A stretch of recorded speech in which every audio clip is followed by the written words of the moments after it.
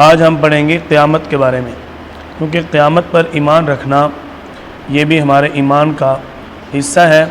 دنیا دارالعمل اور آخرت دارالجزا ہے۔ دنیا میں انسان عمل اپنی حیثیت کے مطابق کرتا ہے، اور آخرت میں اللہ تعالیٰ اپنی شایان شان اس کو اجر عظیم عطا فرماتے ہیں۔ اسی دارالجزا کا نام قیامت ہے۔ قیامت کب واقع ہوگی اس کے بارے میں اللہ تعالیٰ فرماتے ہیں کہ اس چیز کا علم صرف تیرے اللہ کے پاس ہے، کہ اللہ تعالیٰ ہی جانتے ہیں کب قیامت آئے گی۔ آپ صلی اللہ علیہ وسلم سے بارہا دفعہ اس بارے میں سوال کیا جاتا تھا کہ قیامت کب آئے گی۔ آپ صلی اللہ علیہ وسلم نے وقت نہیں بتایا، لیکن علامات بتائیں۔ جب اس طرح کے فتنے ہوں گے تو یہ معاملہ ہوگا، تو اس طرح کی نشانیاں وغیرہ بتائیں، قیامت کے نزدیک فتنے بڑھ جائیں گے، یہ علامات بیان فرمائی، لیکن آپ صلی اللہ علیہ وسلم نے وقت متعین نہیں بتایا۔ اللہ تعالیٰ خود ہی فرماتے ہیں سورۃ لقمان کے آخر میں، ان اللہ عندہ علم الساعہ، کہ تیرے اللہ کے پاس اس چیز کا علم ہے قیامت کب آئے گی۔ تو اس چیز پر یقین رکھنا کہ قیامت آنے کا علم صرف اللہ کے پاس ہے، یہ بھی ایمان کا حصہ ہے۔ قیامت ایک بنیادی عقیدہ ہے جس کا انکار کرنے والا آدمی دائرہ اسلام سے خارج ہو جاتا ہے، کیونکہ مشرکین مکہ اور کفار قریش یہ کہا کرتے تھے کہ ہم کیسے مرنے کے بعد دوبارہ اٹھائے جائیں گے، یہ نہیں ہو سکتا۔ تو اللہ تعالیٰ نے اس طرح کی کئی مثالیں بھی پیش فرمائیں۔ حضرت عزیر علیہ السلام نے جب اللہ تعالیٰ سے سوال کیا، کیا میرے پروردگار مجھے یہ بات سمجھ نہیں آتی کہ کیسے ایک شخص مرنے کے بعد دوبارہ زندہ ہوگا، اللہ تعالیٰ نے حضرت عزیر علیہ السلام کو 1000 سال کے لیے سلا دیا، ایک قول کے مطابق 100 سال کے لیے سلا دیا۔ جب 100 سال کے بعد اٹھے تو یقین نہ آئے کہ میں سویا تھا اور میں 100 سال سویا۔ اللہ تعالیٰ نے وہ قصہ بھی ذکر کیا ہے قرآن کے اندر۔ حضرت عزیر علیہ السلام نے اللہ تعالیٰ سامنے عرض کی کہ یا اللہ مجھے سمجھ آ گئی کہ آپ ایک شخص کو مرنے کے بعد کیسے زندہ کریں گے۔ یہ تو ایک مثال تھی چھوٹی سی، نیند موت کی بہن ہے، تو اللہ تعالیٰ نے وہ ایک نمونہ پیش کیا۔ اس کے بعد عقائد کا دوسرا حصہ کہ مرنے کا یقین رکھنا۔ مقررہ مدت دنیا میں زندہ رہنے کے بعد جب انسان کی روح اللہ تعالیٰ کے حکم سے جسم سے نکل جاتی ہے، جیسے عام انسانوں کی یا دل میں سمٹ جاتی ہے، جیسے سید الانبیاء صلی اللہ علیہ وسلم کی، تو اسے موت کہتے ہیں۔ نبی کریم صلی اللہ علیہ وسلم کی روح دل کے اندر سمٹ جاتی ہے، اور عام انسان کی روح جسم سے دل سے نکل جاتی ہے، اس کو موت کہا جاتا ہے۔ موت کے ساتھ ہی انسان کے ان اعمال کا وقت ختم ہو جاتا ہے جن اعمال پر جزا اور سزا کا فیصلہ ہونا ہے۔ قیامت کی قسمیں دو ہیں، قیامت صغریٰ، قیامت کبریٰ۔ قیامت صغریٰ موت کے بعد حشر تک کے زمانے کو کہا جاتا ہے، اور قیامت کبریٰ حشر کے بعد جنت اور جہنم کے اندر داخل ہونے کے بعد کا جو وقت ہے اس کو قیامت کبریٰ کہا جاتا ہے۔ قبر پر یقین رکھنا کہ قبر کے اندر جزا اور سزا، قبر کے اندر ثواب اور عذاب، قبر کے اندر سوالات منکر نکیر، یہ ساری چیزیں عقائد کا حصہ ہیں۔ موت کے بعد انسان کا جسم یا جسم کے اعضاء جس جگہ ہوں اسے قبر کہا جاتا ہے۔ اس قبر کی زندگی کو عالم برزخ بھی کہتے ہیں، چونکہ وہاں جو بھی کارروائی ہوتی ہے وہ پردے کے پیچھے ہوتی ہے، اسی لیے اسے برزخ کہا جاتا ہے۔ برزخ کا معنی ہے پردہ۔ روح کا دوبارہ لوٹایا جانا انسان کی جسم کی طرف اور سوال و جواب کا ہونا قبر میں، یہ بڑی اہم بات ہے۔ قبر میں سوال و جواب کے لیے میت کی روح کو لوٹا دیا جاتا ہے۔ منکر نکیر کی اس میت سے 3 سوال ہوتے ہیں۔ منکر نکیر کے اس میت سے 3 سوال ہوتے ہیں۔ نمبر 1، تیرا رب کون ہے؟ مر ربو کا، نمبر 2 من نبیو کا، تیرا نبی کون ہے، نمبر 3 من دینو کا، تیرا دین کیا ہے۔ اگر یہ مومن ہے تو تینوں سوالوں کے درست جواب دے گا کہ میرا رب اللہ ہے، میرا نبی پیارا محمد صلی اللہ علیہ وسلم ہے، اور میرا مذہب دین اسلام ہے۔ جب یہ سوالوں کے جواب درست دیتا ہے، اعلان کرنے والا اعلان کرتا ہے کہ اس کے لیے جنت کا بچھونا بچھا دو۔ ہم دعا مانگتے ہیں نا کہ ہمارے جانے والوں کو، قبر کو جنت کا باغ بنا، یہ وہ دعا ہے کہ ان کا سوال و جواب والا جو سلسلہ ہے اللہ تعالیٰ اس میں ان کو بخش دیں، ان کو کامیاب کر دیں، اور ان کے لیے قبر کو جنت کا باغ بنا دیں۔ جنت کا لباس پہنا دیا جاتا ہے، جنت کی طرف سے کھڑکی کھول دی جاتی ہے جس سے جنت کی خوشبوئیں اس انسان تک پہنچتی ہیں، اور اس کی قبر کو تا حد نگاہ کشادہ کر دیا جاتا ہے۔ یہ وہ ساری چیزیں ہیں جو روایات احادیث کے اندر موجود ہیں، ملتی ہیں۔ اگر یہ شخص کافر ہو تو اس سے بھی یہی سوال کیے جاتے ہیں، تو وہ ان کے جواب میں ہائے میں نہیں جانتا یہ جواب دیتا ہے، کہتا ہے تو اعلان کرنے والا اس کے ان الفاظ کو سن کر اس کے لیے آگ کا بستر بچھا دیتا ہے، اس کے لیے قبر تنگ کر دی جاتی ہے، جہنم کی کھڑکی اس کے لیے کھول دی جاتی ہے جہاں سے تپش اس کو پہنچتی ہے۔ میں اپنے دوست احباب سے کہا کرتا ہوں ایک مثال دے کر، قبر کا معاملہ کتنا سنگین معاملہ ہے۔ ہم اپنے ہی گھر کے کمرے کے اندر تھوڑی دیر کے لیے بند ہو جائیں، لائٹیں چل رہی ہوں، ہمیں معلوم ہو کہ میں یہاں سے نکل نہیں سکتا، دروازے کو مستری صاحب بند کر دیں، تعمیر کر دیا جائے، ہماری کیا کیفیت ہوگی؟ اپنا گھر ہے، لائٹیں چل رہی ہیں، ابھی وقت بھی موجود ہے کہ میں جی سکتا ہوں وہاں 1 گھنٹہ 2 گھنٹے 10 گھنٹے 10 دن 15 دن مہینہ، اس کی سکت ہے۔ وہاں رہنے کے لیے انسان تیار نہیں ہے، اس کو انسان برداشت کرنے کے لیے تیار نہیں ہے۔ لیکن ذرا اگر بندہ تصورات کی دنیا میں جائے، تخیلات کی دنیا میں سوچے اور اپنے آپ کو وہاں لے کر جائے کہ میں قبر میں ہوں اور میرے پاس تو کوئی نہ آ سکتا ہے نہ جا سکتا ہے، اپنے ہی میرے مجھے دبا کر جا رہے ہیں، اب میں کیا کروں؟ اس کے لیے سب سے اہم بات اپنی اولاد کو دین پر لگانا۔ قبر کی منزل کے لیے لازمی ہے اپنی اولاد کو دین پر لگاؤ۔ اگر آپ خود نہیں اپنی زندگی میں کما سکے، آپ کی اولاد آپ کی قبر میں بھی آپ کو بچا لے گی، آپ کو آخرت میں بچا لے گی۔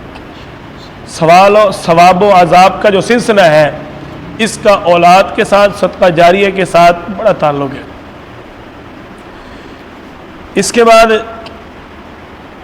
اگر بندہ کافر ہے تو اس کی قبر تنگ ہو جاتی ہے، اس کی پسلیوں کے اندر پسلیاں گھس جاتی ہیں۔ یہ وہ چیزیں ہیں جو روایات کے اندر موجود ہیں۔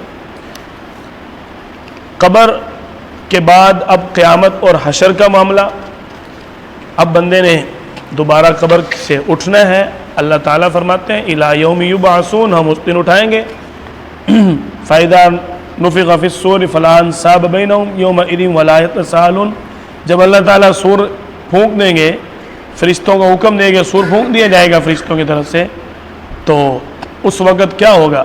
اب جو قیامت کا ماحول بن گیا، اس کے اندر جتنے بھی مردے ہیں، جو بھی دنیا سے گئے ہیں، سب کے سب اٹھیں گے۔ جو کہتے ہیں نا کہ ہم کیسے ہوگا اور کیا ہوگا، جب وہ اٹھیں گے وہ پریشان ہو جائیں گے، وہ کہیں گے یا لیتنی کنت ترابا، ہم تو مٹی ہوتے، ہم کیسے اٹھ گئے، ہم تو اٹھتے ہی نہ۔ محرم کی 10ویں تاریخ کو جمعہ کے دن قیامت برپا ہونے کے بارے میں یہ دن ملتا ہے، یہ تاریخ ملتی ہے۔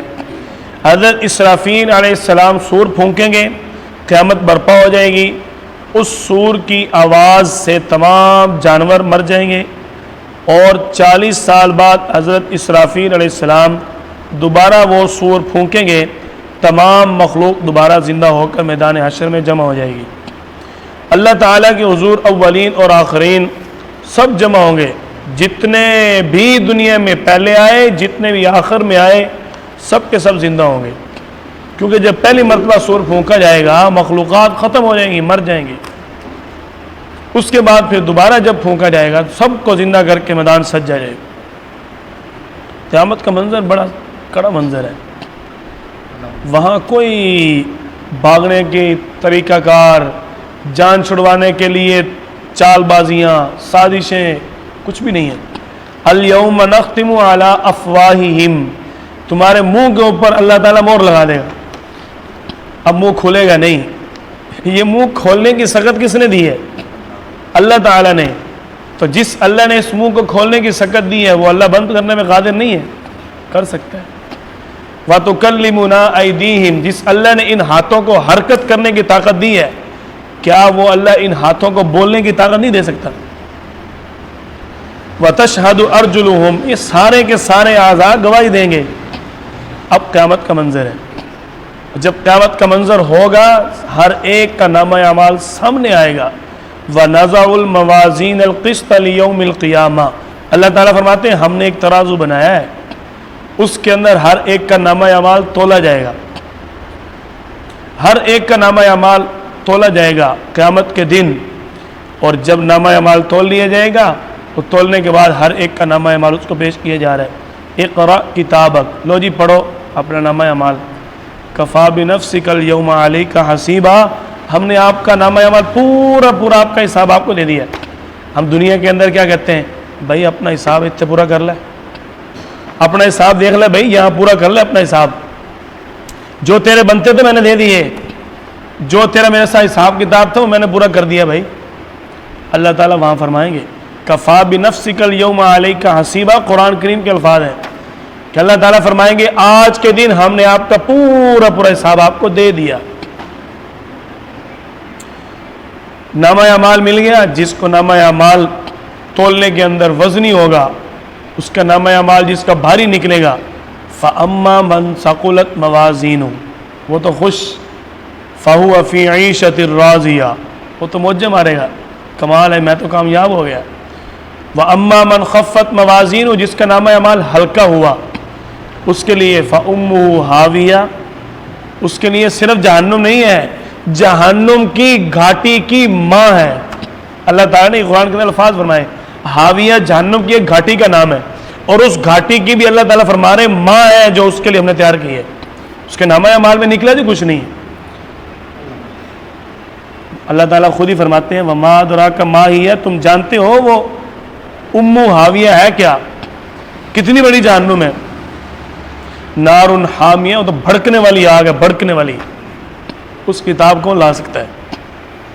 قیامت کا منظر بڑا کڑا منظر ہے، اس کی تیاری کرنی چاہیے۔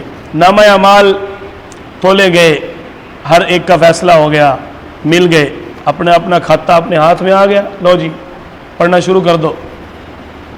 جس کا نامہ اعمال اچھا ہوگا پڑھ رہے، پڑھ کے خوش ہو گیا، واہ جی واہ اللہ نے مجھے کامیاب کر دیا۔ خود خوش نہیں ہوگا، دیکھو میٹرک میں نمبر اچھے آ گئے، second year, first year, F A, B A, M A number اچھے آ گئے، چاچو جی دیکھو مجھے کیسا زبردست رزلٹ ہے، میری محنت کا نتیجہ ہے، میں نے کام کیا ہے۔ تو یہی کیفیت اللہ تعالیٰ مثال دے کر ہمیں بیان فرما رہے ہیں کہ جب نامہ اعمال اچھا ہوگا، جنت کا سرٹیفکیٹ مل گیا، تو بندہ کہے گا فَيَقُولُ هَاؤُمُ اقْرَءُوا کِتَابِیَهْ، لو جی لوگوں پڑھو، مجھے اللہ تعالیٰ نے کتنا زبردست نامہ اعمال لکھ کر دے دیا، پڑھو۔ فی جنت عالیہ، اس کے لیے جنت، بلند جنت کا مقام، قطوفها دانیہ، کلو وشربو، موجے، کلو کھاؤ، وشربو پیو۔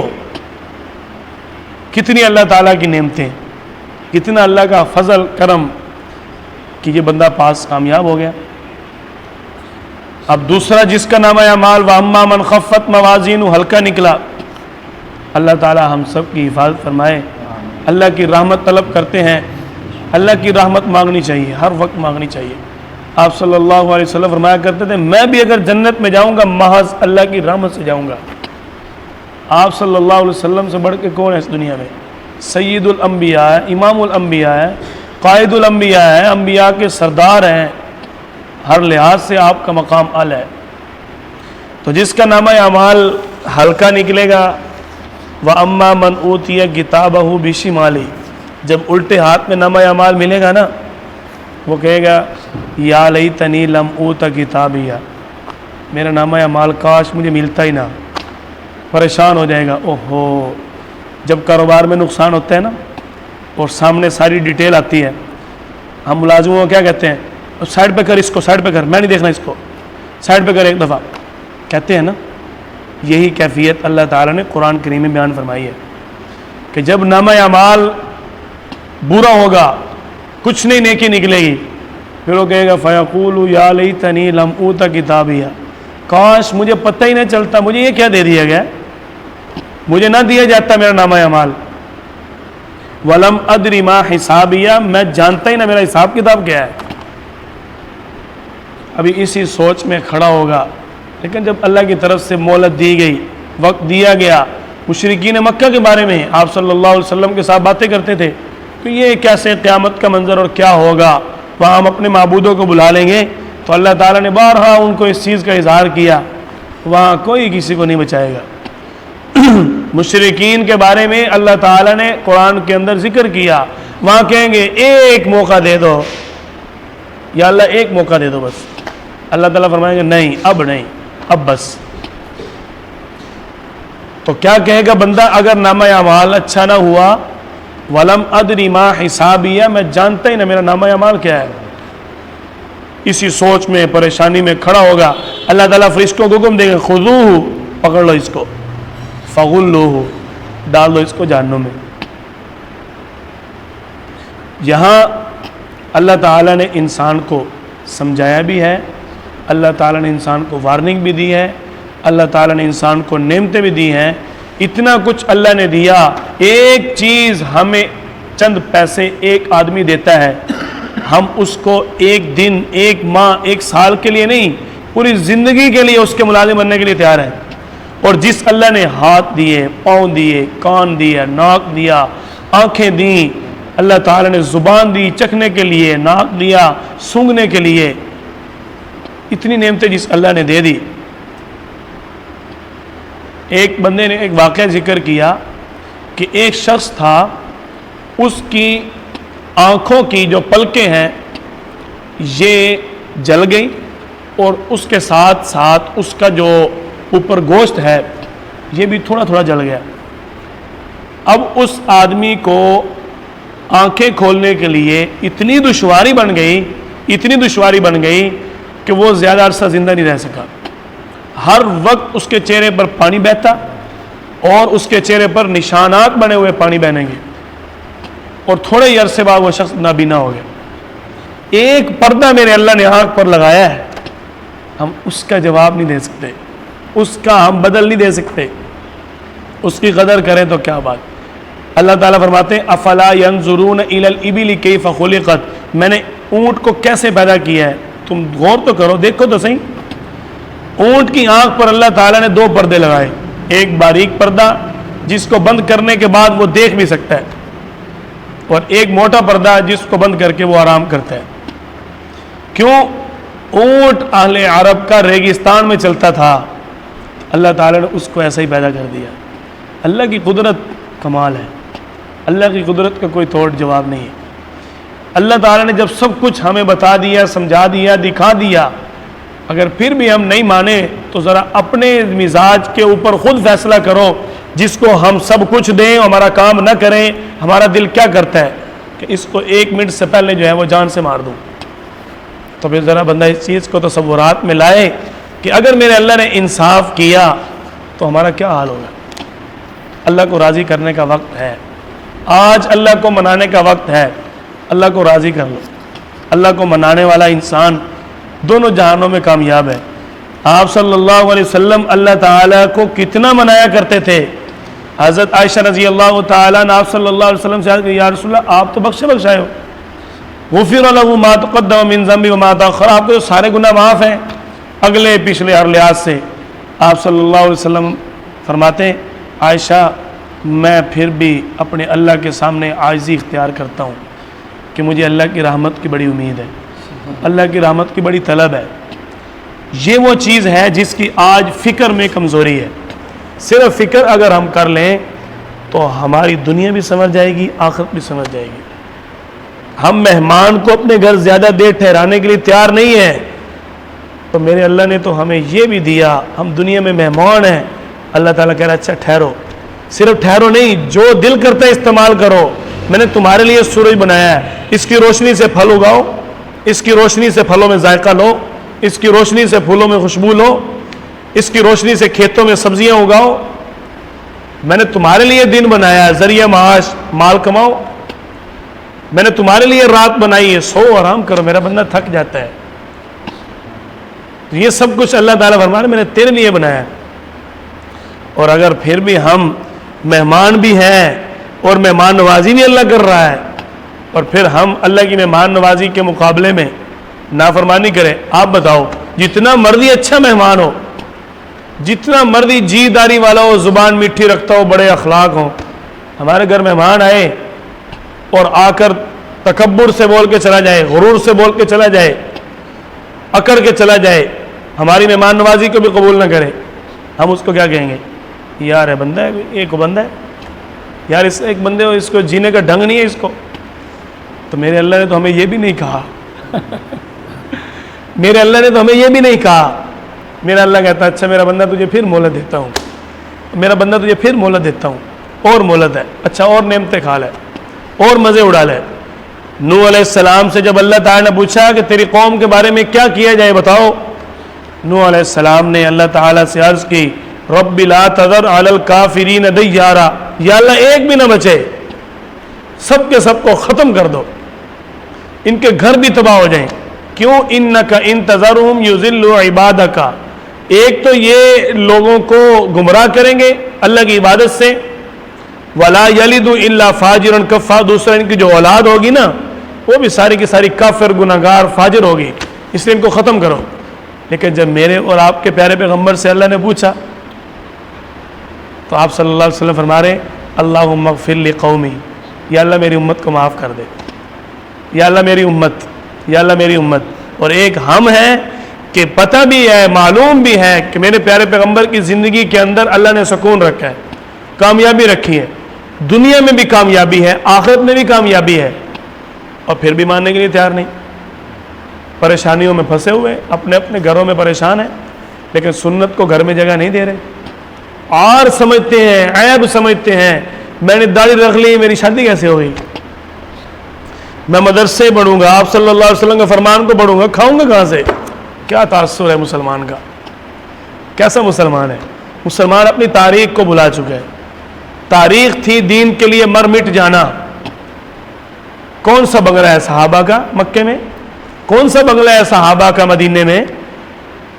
کون سا بنگلہ ہے صحابہ کرام کا پورے عرب میں؟ کوئی نہیں ہے، معلوم ہی نہیں لوگوں کو۔ ان کا کیا ہے؟ غار میں عبادات ہیں، پہاڑوں پر جنگیں ہیں، میدانوں کے اندر تلواریں ہیں۔ یہ ہے دین کے لیے مرنا، دین کے لیے لڑنا، دین کے لیے قربانی دینا۔ ان اللہ اشتری من المؤمنین، اللہ کی رضا کو خرید لیا صحابہ نے، اموالہم وانفسہم، اپنی جان اور اپنے مال کے ساتھ۔ کیوں؟ بِأَنَّ لَهُمُ الْجَنَّةَ، اللہ ہمیں جنت دے دے۔ جنت اتنی سستی نہیں ہے۔ ایک صحابی آئے، یا رسول اللہ بڑے تنگ آ گئے، مشرکین بڑا ستاتے ہیں، یا رسول اللہ بڑے تنگ ہیں، بڑے پریشان ہیں۔ آپ صلی اللہ علیہ وسلم نے فرمایا اچھا میں اللہ سے دعا کروں گا۔ اللہ تعالیٰ نے وہی بھیج دی، ان کو آپ فرما دو کہ دنیا آزمائش کی جگہ ہے، دنیا کے اندر تو آزمائشیں آنی ہیں، اور جنت اتنی سستی نہیں ہے۔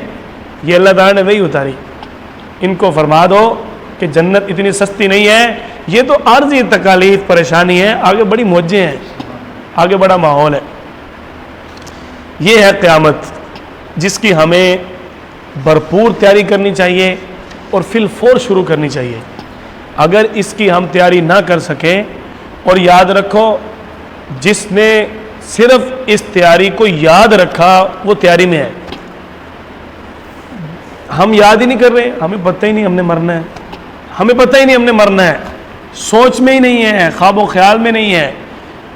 سال شروع ہوا، اپریل مئی جون جولائی کا مہینہ آیا، ہر مسلمان کو فکر ہے میرے پورے سال کے دانے جمع ہو جائیں، اور ہر مسلمان کو یقین ہے کہ میں پورا سال تو کیا پورا 1 منٹ بھی پتہ نہیں زندہ رہوں گا کہ نہیں. تیاری کس چیز کی ہے؟ پورے سال زندہ رہنے کی. اور یقین 1 منٹ کا بھی نہیں ہے, یقین 1 پل کا بھی نہیں ہے. اس لیے یہ ایک فکر ہے, اس کی تیاری اپنے اپنے گھروں میں اس تصور کو پیش کریں, اس ماحول کو لائیں. وہ ماحول جو آپ صلی اللہ علیہ وسلم نے بنایا وہ پیغمبر نہیں بلکہ پیغمبر انقلاب بنے, اور ایسا انقلاب آیا پوری دنیا ان اعمال سے, ان کے بتائی ہوئی باتوں سے فائدہ اٹھا رہی ہے. اور ایک مسلمان کو اس انداز میں پریشان کر دیا گیا کہ وہ مسلمان اپنے ہی راہبر کو, اپنے ہی پیغمبر کو بھول چکے ہیں. بچے میرے پاس آئے, ہاتھ میں ان کے قصے کہانیوں والے وہ ڈائجسٹ نہیں ہوتے چھوٹے چھوٹے, وہ میں نے کہا بیٹا اس کے اندر آپ نے کیا دیکھا؟ جادوئی واقعات ہیں. یہ دلچسپی ہے نا کہ جادوئی واقعات ہیں, کیا بات ہے. میں نے کہا یہ دلچسپی میرے نبی کے فرمان میں موجود ہے, یہ دلچسپی میرے نبی صلی اللہ علیہ وسلم کی تاریخ میں موجود ہے, اس کو پڑھو. اصل میں ہم نے اپنے گھروں میں رائج نہیں کی, اب بھی ہے, میں بات کر رہا ہوں, لیکن ہمارے ذہن میں کیا ہے؟ جب مجلس ختم ہوگی ختم, بس مولوی صاحب بیان کر رہے ہیں تو مولویوں کا کام میں ہے. یہی تصور ہے نا ہمارا. کون ہے ایسا مسلمان کہ جس کے گھر کے اندر آپ صلی اللہ علیہ وسلم کی سیرت بیان کی جاتی ہے؟ معلوم ہے. اور کون ہے جو یہ کہتا ہوں مجھے آپ صلی اللہ علیہ وسلم سے محبت نہیں؟ محبت ہے برائے نام. ہر گھر میں سیرت بیان ہو, واقعات بیان ہو, بچے وہی واقعہ یاد کریں گے, وہی بیان کریں گے. یہ دنیاوی ڈائجسٹ کہانیاں یہ تو انسان کو, مسلمان کو گمراہ کرنے کے لیے. میں نے کہا بیٹا ہجرت کا واقعہ شروع سے پڑھو, 4 لائنیں صرف پڑھو, 4 لائنیں. پہلے نمبر پہ آپ صلی اللہ علیہ وسلم حضرت علی کو سلا کے نکلے. اللہ تعالیٰ نے فرمایا مٹھی میں مٹی لو, فاغشیناہم فہم لا یبصرون پڑھو اور پھینکو ان کافروں کی طرف, دیکھو آپ غائب ہو جاؤ گے. دو جی بتاؤ, ایک جادو نہیں ہے؟ کتنا بڑا کمال ہے. میرے اللہ نے اپنی قدرت دکھائی کہ نہیں؟ اب یہ عجیب, کتنی عجیب بات ہے, سمجھ میں آتی ہے؟ میں آپ حضرات کے سامنے مٹی پھینکوں, میں غائب ہو جاؤں گا؟ میرے اللہ کی قدرت کو پڑھو نا. آپ صلی اللہ علیہ وسلم وہاں سے نکلے, ان سب کے سروں پر مٹی پڑی, ان کو پتہ ہی نہیں ہے. ایک کافر آیا, وہ تو پیغمبر یہاں سے جا چکے ہیں جس کے لیے تم کھڑے ہو, اور وہ تو تمہارے سروں پر خاک پھینک گیا. وہ خاک نے کی سب کے سروں پہ خاک. آج کئی لوگ اپنے سروں میں خاک ڈال رہے ہیں, اللہ ان کو ہدایت دے. تو نکلے, دیکھا وہ تو بستر پر شیر خدا ہے. جب حفاظت نبی کی آئے تو پھر ضرورت اللہ کے شیر کی پڑتی ہے. حضرت علی شیر خدا تھے رضی اللہ تعالیٰ عنہ. حضرت علی رضی اللہ تعالیٰ عنہ فرماتے ہیں کہ آپ صلی اللہ علیہ وسلم نے فرمایا ہجرت کی رات میرے ساتھ اللہ تعالیٰ نے صدیق اکبر کو سفر کے لیے منتخب فرمایا. راوی کون ہے؟ حضرت علی. اور تعریف کس کی؟ صدیق اکبر کی. ہم تو محبت کی بات کرتے ہیں, یہ ملک ہمارا ہے, ہم چاہتے ہیں محبت کی فضا ہو. ہمارے کابرین نے بنایا, ہم تو انشاءاللہ اپنی جان لگا کر اس کی حفاظت کریں گے. پوری دنیا میں ہمارا ملک الحمدللہ اسلام کا مرکز ہے. اسلامی تعلیمات کا ایک چیز ہے اسلام کی تعلیم, دوسری چیز ہے اسلامی تعلیمات کا دفاع. اللہ تعالیٰ نے پاکستان کو یہ دونوں نعمتیں عطا فرمائیں.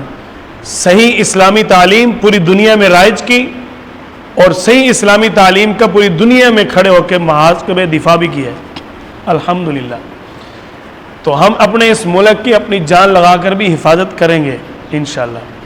آپ صلی اللہ علیہ وسلم وہاں سے نکلے, صدیق اکبر رضی اللہ تعالیٰ کے دروازے پہ آئے. دروازہ کھٹکھٹایا نہیں ہے, خود ہی کھل گیا. یہ تو اب آ کے مشینیں آئی ہیں نا دروازہ خود کھلنے والی. میں ایک دن بیان میں میں نے کہا مشین کے ذریعے دروازہ کھولنا کوئی کمال نہیں ہے, دل کی محبت اور دل کے تعلق کے ذریعے دروازہ کھولو, یہ کمال ہے. آپ صلی اللہ علیہ وسلم دروازے میں بھی کھڑے ہی ہوئے, کھٹکھٹایا نہیں ہے, دروازہ کھل گیا. صدیق اکبر, آپ صلی اللہ علیہ وسلم فرمایا ابو بکر تجھے کیسے پتا کہ میں آیا ہوں؟ عرض کی یا رسول اللہ جب سے آپ نے ہجرت کا اظہار کیا ہے نا, ابو بکر ہر رات آپ کی راہیں تکتا ہے, ہر رات آپ کا انتظار کرتا ہے. دیکھو یہ جادو کمال نہیں ہے, کتنا تعجب ہے کہ یار خود ہی دروازہ کھل گیا. اس کو پڑھے بندہ, سچا واقعہ. اب آپ صلی اللہ علیہ وسلم ہجرت کے لیے جا رہے ہیں. اچھا کئی واقعات کے اندر نا لوگ یہ محبت والے باتیں اور اس کا تعلق اس پہ مرتا تھا اور اس کے لیے اس نے یہ کر دیا, اس میں وہ بھی ہے. صدیق اکبر رضی اللہ تعالیٰ نے جب دیکھا آپ صلی اللہ علیہ وسلم میرے ساتھ جا رہے ہیں, کبھی دوڑ کے آگے آتے ہیں, کبھی پیچھے, کبھی دائیں کبھی بائیں. آپ صلی اللہ علیہ وسلم نے پوچھا ابو بکر یہ کیا کر رہا ہے یار تو؟ ابو بکر یہ مجھے سمجھ نہیں آ رہا یہ کیسا عمل ہے. عرض کی یا رسول اللہ جب میرے دل میں خیال آتا ہے نا دشمن پیچھے سے وار کر رہا ہے, پیچھے سے پہنچ رہا ہے, میں بھاگ کے پیچھے آ جاتا ہوں.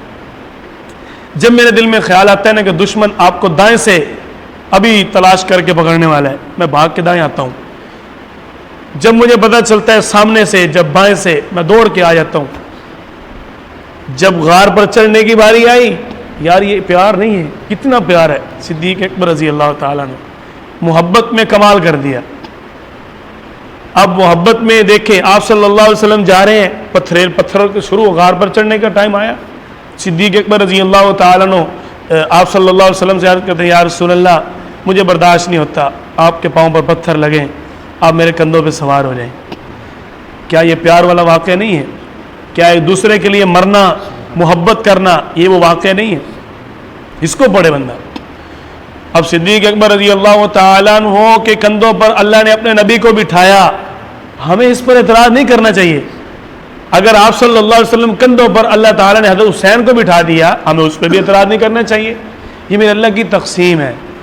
اگر آپ صلی اللہ علیہ وسلم کا لعاب حضرت علی کی آنکھ پہ لگ رہا ہے, ہمیں اس پہ اعتراض نہیں ہے, میرے اللہ کی تقسیم ہے.